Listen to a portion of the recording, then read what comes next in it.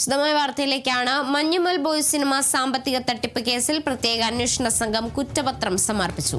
സിനിമയുടെ നിർമ്മാണത്തിനായി പ്രതികൾ പണം മുടക്കിയിട്ടില്ലെന്ന് കുറ്റപത്രത്തിൽ പറയുന്നു. വഞ്ചിക്കണമെന്ന ലക്ഷ്യത്തോടെയാണ് തട്ടിപ്പ് നടത്തിയതെന്നും കണ്ടെത്തി. ആന്റണി ജി സ്റ്റോർ ചേരുന്നുണ്ട് വിവരങ്ങളുമായി. ആന്റണി, എന്തായാലും ഒടുവിൽ കുറ്റപത്രം സമർപ്പിക്കുമ്പോൾ എന്തെല്ലാം വിവരങ്ങളാണ് ചൂണ്ടിക്കാട്ടുന്നത്? തീർച്ചയായും നമുക്കറിയാവുന്നതുപോലെ മഞ്ഞുമൽ ബോയ്സ് എന്ന് പറയുന്ന സിനിമ ഈ അടുത്ത കാലത്ത് വളരെ സാമ്പത്തികമായി വൻ വിജയം നേടിയ, ഇന്ത്യയിൽ വിവിധ ഭാഷകളിലടക്കം വലിയ ശ്രദ്ധ നേടിയ ഒരു സിനിമയാണ്. ആ സിനിമയുമായി ബന്ധപ്പെട്ടാണ് ഇത്തരത്തിൽ അരൂർ സ്വദേശിയായ സിറാജ് ഒരു പരാതി ഉന്നയിച്ചത്. അതായത് ഇത്തരത്തിൽ ലാഭവിഹിതം നൽകാമെന്ന് പറഞ്ഞുകൊണ്ട് 7 കോടി രൂപ തൻ്റെ കയ്യിൽ നിന്ന് കൈപ്പറ്റി. അതിന് 40% തരാമെന്നാണ് ഈ നിർമ്മാതാക്കളായ സൗബിൻ ഷാഹിർ, അതുപോലെ തന്നെ ഈ സൗബിൻ്റെ പിതാവായ ബാബു ഷാഹിർ, സിനിമയിലെ മറ്റൊരു നിർമ്മാതാവായ ഷോൺ ആൻ്റണി എന്നിവർ ഈ 7 കോടി രൂപ തൻ്റെ കയ്യിൽ നിന്ന് വാങ്ങിയത്.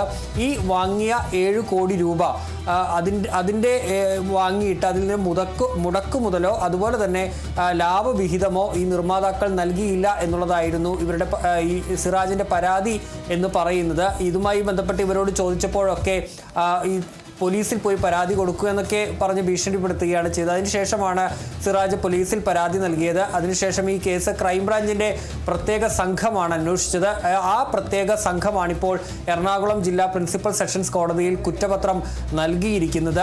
1000 പേജുള്ള കുറ്റപത്രത്തിൽ വിശ്വാസവഞ്ചന അടക്കമുള്ള കുറ്റങ്ങൾ ചുമത്തിയാണ് ഇപ്പോൾ നൽകിയിരിക്കുന്നത്. അതിൽ പ്രധാനപ്പെട്ടതും വഞ്ചിക്കണമെന്ന ലക്ഷ്യത്തോടു കൂടിയാണ് ഈ പ്രതികൾ ഈ പണം കൈപ്പറ്റിയത് എന്നുള്ളതാണ് ഈ കുറ്റപത്രത്തിൽ ഏറ്റവും പ്രധാനപ്പെട്ട കണ്ടെത്തൽ എന്ന് പറയുന്നത്. മാത്രമല്ല, ഈ സിനിമയ്ക്ക് വേണ്ടി 1 രൂപ പോലും ഈ നിർമ്മാതാക്കൾ എന്ന് പറയുന്ന ആളുകൾ മുതൽ മുടക്കിയിട്ടില്ല എന്നുകൂടി ഇതിൽ പറയുകയും ചെയ്യുന്നുണ്ട്.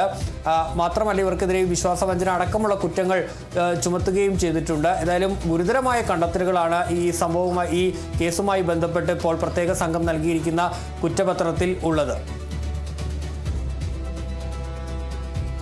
ശരി, വ്യക്തമാണ്. ആന്റണി ജി ജോർജാണ് വിവരങ്ങൾ നൽകിയത്.